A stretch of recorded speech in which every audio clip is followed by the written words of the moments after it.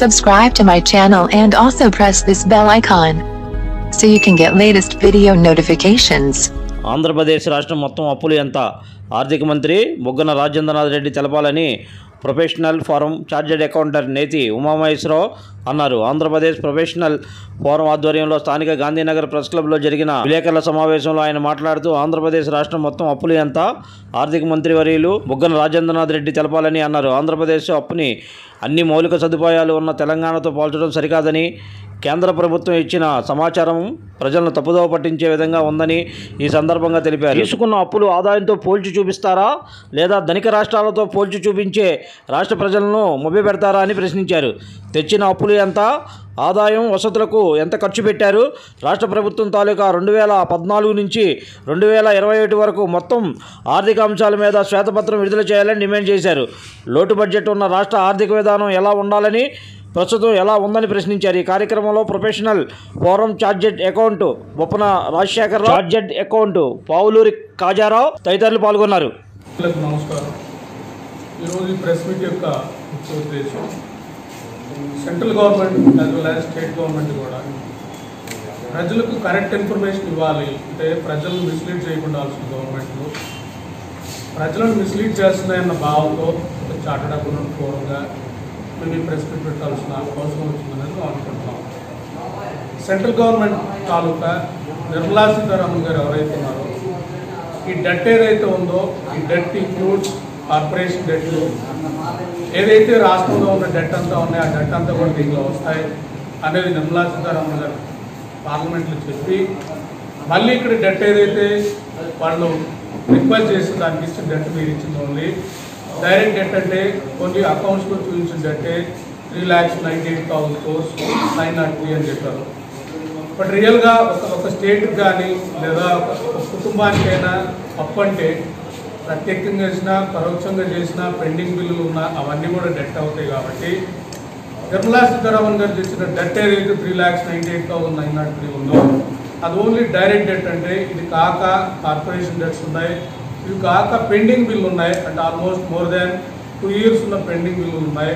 అలాగే so PF లైబిలిటీలు ఇవన్నీ కూడా మనం కన్సిడరేషన్ తీసుకుంటే 8,34,000 కోట్ల తాలూకా లక్షల కోట్ల తాలూకా డెట్ ఉందంటే రాష్ట్రంలో 21 లక్షల కుటుంబాలు ఉన్నాయంటే ఒక్కొక్క కుటుంబం మీద సరాసరి క్యాల్కులేట్ చేస్తే 40 లక్షల డెట్ రాష్ట్రంలో ఉందంటే ఇంత డెట్ మీరుని మిస్యూజ్ చేయడం అంటే చెప్పాలంటే మిస్లీడ్ చేయడం కదా పబ్లిక్ని. అంటే అంత డెట్ చూపించాల్సింది మీరు ఇంత డెట్ చెప్పడం అనేది రాంగ్ అనేది మా లాంటి వాళ్ళ అభిప్రాయం. సో లేదు మీరు ఓన్లీ డైరెక్ట్ డెట్ తీసుకుందామంటే పార్లమెంట్లో అదే చెప్పాలి, ఓన్లీ ప్రభుత్వాల డెట్ అంటే డైరెక్ట్ డెట్టే, ఈ కార్పొరేషన్ డెట్ వద్ద సంబంధం లేదని మీ స్టేట్మెంట్కే కాంట్రరీ ఉందంటే ఒక విధంగా అన్ని కార్పొరేషన్ అన్ని డెట్ తీసుకుంటాం, ఒక విధంగా ఏమో డేటా ఇచ్చినప్పుడు మిస్లీడ్ చేయడం, ఇవన్నీ కూడా పబ్లిక్ని మిస్లీడ్ చేయడం కాదు అనేది మా లాంటి వాళ్ళ ఉద్దేశం. అంటే ఇప్పుడు ఎందుకు చెప్తున్నానంటే సెంట్రల్ గవర్నమెంట్ స్టేట్ గవర్నమెంట్కి సపోర్ట్ చేస్తుంది డైరెక్ట్గా, ఎందుకంటే వాళ్ళు వీళ్ళిద్దరు కమ్ముక్కై రాష్ట్రాన్ని సో ఈ విధంగా తీసుకెళ్తున్నారని దానికి ఇది ఒక ఎగ్జాంపుల్ అనుకోవాలి. ఎప్పుడైతే నిర్మలా సీతారామన్ గారు మాట్లాడారో ఆ డేటా తీసుకొని మన ఆర్థిక మంత్రి బుగ్గన రాజేంద్రనాథ్ గారు ఈ డెట్ 3,98,903 ఇది పాత గవర్నమెంట్ వచ్చి జనరల్గా పోలవరానికి పెట్టినా అది రీంబర్స్మెంట్ అమౌంట్ కాబట్టి దాన్ని కన్సిడర్ చేయలేదు. అమరావతి తాలూకు పెట్టినా అది డైరెక్ట్గా సెల్ఫ్ సస్టైన్ ప్రాజెక్ట్ కాబట్టి దాన్ని కన్సిడర్ చేయలేదు.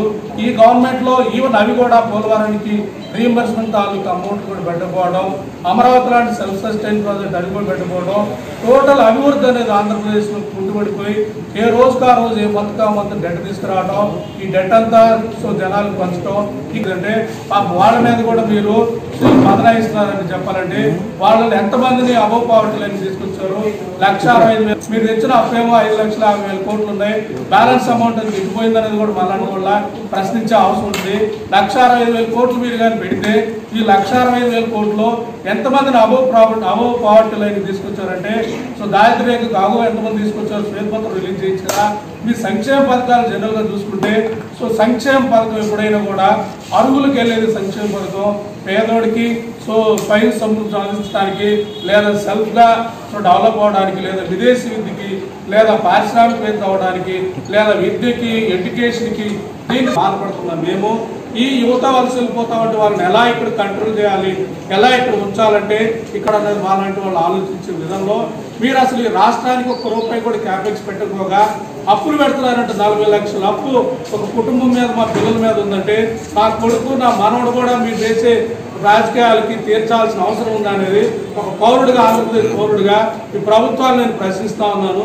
మీరు మా పిల్లలకు భవిష్యత్తు ఇవ్వాలి కానీ మా పిల్లల భవిష్యత్తు మీద మీరు అప్పులు పెట్టడం అంటే ఇంతకంటే దుర్మార్గమైన చర్య ఉండదని మాలాంటి వాళ్ళు ప్రశ్నించే అంశం. సో వీటన్నిటి మీద మేము చెప్పింది మాకున్న డేటా ప్రకారం మాకున్న జీవోలు ఆర్టీ తీసుకొచ్చుకొని మేము ఇచ్చాము. మేము చెప్పింది రాంగ్ అయితే, మేము చెప్పింది 8,30,000 కోర్స్ రాంగ్ అయితే మీరు గవర్నమెంట్ శ్వేతపత్రం రిలీజ్ చేయండి.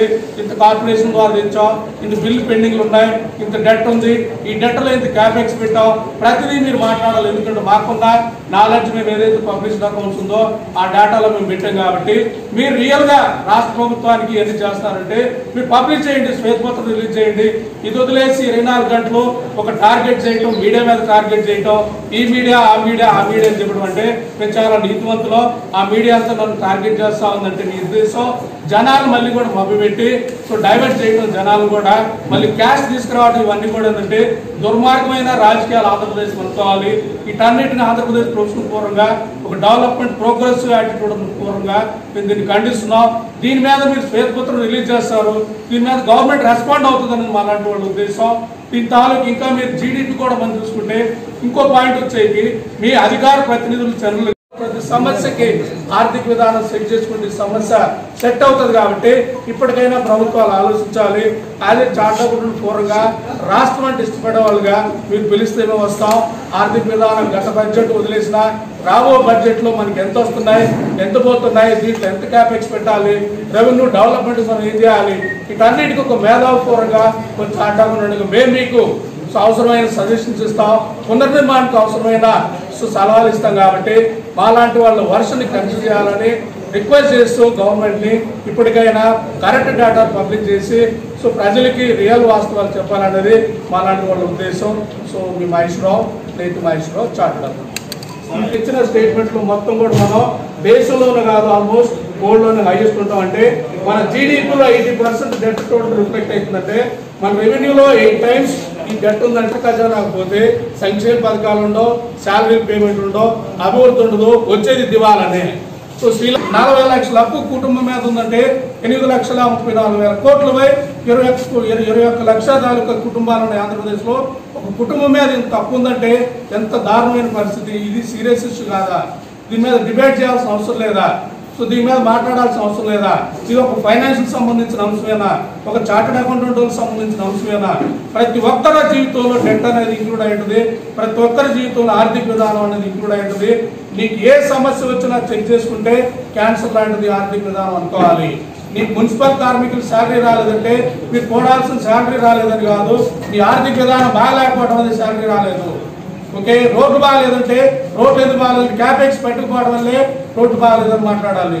పిల్లలు వలస వెళ్తున్నారంటే ఇక్కడ ఇన్ఫ్రాస్ట్రక్చర్ క్రియేట్ చేయకపోవడం వల్ల వలస వెళ్తున్నారు. ఒక రాష్ట్రానికి రాజధాని కూడా లేని పరిస్థితుల వల్ల వలస వెళ్ళిపోతున్నారు.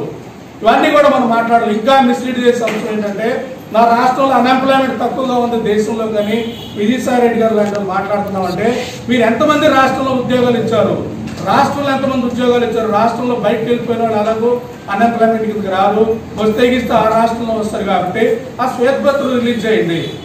ఓకే, ఎంతమందికి మన రాష్ట్రంలో మీరు ఉద్యోగాలు ఇచ్చారు, ఎంతమంది గవర్నమెంట్ జాబ్స్ ఇచ్చారు, ఇంక్లూడింగ్ సో వాలంటీర్ ఇవన్నీ కూడా మీరు శ్వేతపత్రం రిలీజ్ చేస్తే ఎస్ సో మేము జాబులు ఇచ్చే దాంట్లో ఆంధ్రప్రదేశ్ ముఖ్యంగా ఉన్నాం, అవన్నీ కూడా మనం లాంటి వాళ్ళు అర్థం చేసుకొని ఎస్ రాష్ట్ర ప్రోగ్రెస్ బాగుందనేది హ్యాపీ ఫీల్ అవుతాం. నేతి మహేశ్వరం.